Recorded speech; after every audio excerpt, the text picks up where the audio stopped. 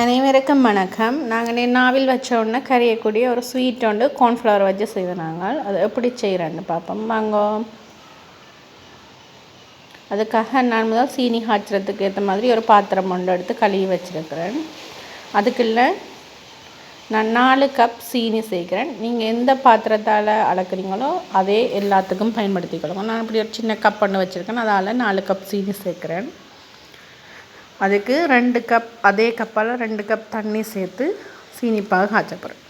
1 2 2வது கப்பும் சேர்த்து அப்போ சீனிப்பாக காய்ச்சறதுக்கு அடுப்பில் வைக்கிறேன். இப்போ இது கொண்டு இருக்குது. எங்களுக்கு இந்த கம்பி பதம் வரணும் சீனிப்பாக. அந்த பதம் வந்தால் நாங்கள் இறக்கி ஆற விடலாம். கம்பி பதம் வந்துட்டோன்னு பார்ப்போம். கையில் அப்படிகளுக்கு நொட்டி கொண்டு வருது, இதுதான் கம்பி பதம். பதம் வந்தால் இறக்கி ஆற விடலாம். இறக்கி ஆற விடக்குள்ள நான் அரைவாசி தேசிப்புளி அரைவாசி எடுத்து புளிஞ்சு இதுக்குள்ளே சேர்க்குறேன். ஒரு வித்தியாசமான சுவையாக இருக்குதுங்கக்கா, அதையும் இதுக்குள்ளே சேர்த்து இதையும் கலந்து விட்டுட்டு இதை ஆற விடுவோம். இப்போ இது ஒரு பக்கம் ஆறட்டும். அதை நான் ஸ்வீட் செய்கிறது தேவையான பாத்திரம் எடுத்துருக்கிறேன். இல்லை கார்ன்ஃப்ளவர் சேர்க்குறேன். 1 கப் கார்ன்ஃப்ளவர் தான் நான் சேர்க்குறேன்.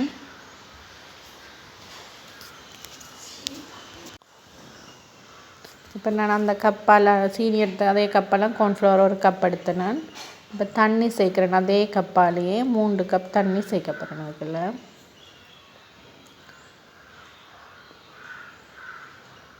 3 கப் தண்ணி சேர்த்து இதை அடுப்பில் வச்சு காய்ச்சுவோம். கரைச்சி விட்டுட்டு தான் காய்ச்சுறேன். அப்போ தான் நம்மளுடைய கார்ன்ஃப்ளவர் தண்ணியிலோடைய கரைஞ்சிருக்கும், இல்லாட்டி திட்டு திட்டாக இருக்கும். இதை அடுப்பில் வைக்கிறேன்.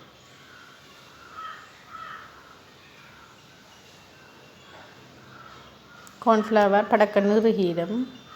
எனக்கு ஒரு 3-4 நிமிஷம் தான் தேவைப்பட்ட அப்படி இறுகிறதுக்கு. இப்போ இதுக்குள்ள நான் சீனிப்பாக நல்லா ஆற விடக்கூடாது, ஓரளவு ஆறிட்டுது. இப்போ இதுக்குள்ளே இதை சேர்க்குறேன். சீனிப்பாக கொஞ்சம் கொஞ்சமாக சேர்த்து கிண்டுவோம்.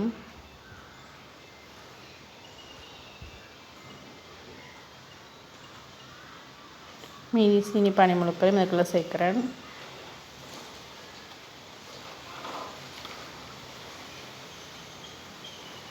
இப்போ சீனிப்பாகவும் கார்ன்ஃப்ளவரையும் கலந்து விடுவோம்.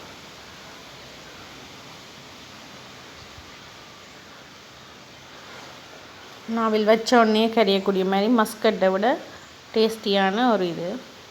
உங்களை விரும்பினா ஃப்ரூட் கலர் சேர்த்துக்கொள்ளுங்க. என்னட்ட சிவப்பு இருந்தோடனே இந்த சிவத்த கலர் சேர்த்துங்க.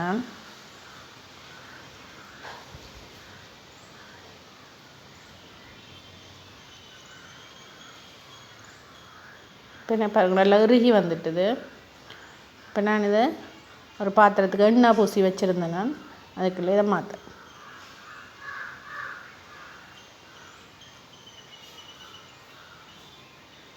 இது 2 மணித்தியாலம் ஆற விட்டுட்டு தான் வெட்டி காட்ட போகிறேன். உங்களுக்கு பாருங்கள், வெட்டி காட்டுறேன்.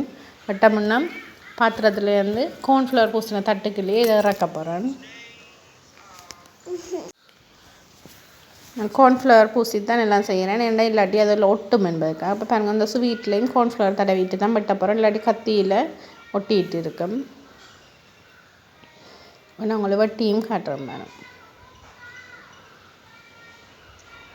குழந்தைகள் முதல் பெரியவர்கள் வரை விரும்பி சாப்பிடக்கூடிய ஒரு மிகவும் சுவையான ஒரு இனிப்பு. நீங்களும் ட்ரை பண்ணி பாருங்க.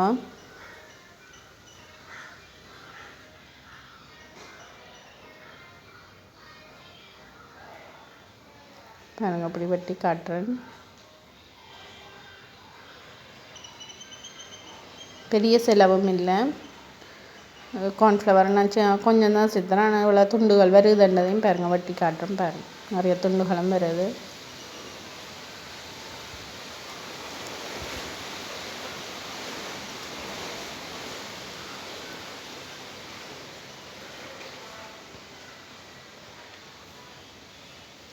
லைக் பண்ணுங்க, சப்ஸ்கிரைப் பண்ணுங்க, ஷேர் பண்ணுங்க.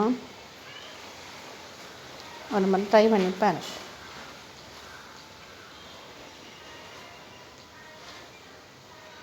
தேங்க்யூ. தேங்க்ஸ் ஃபார் வாட்சிங்.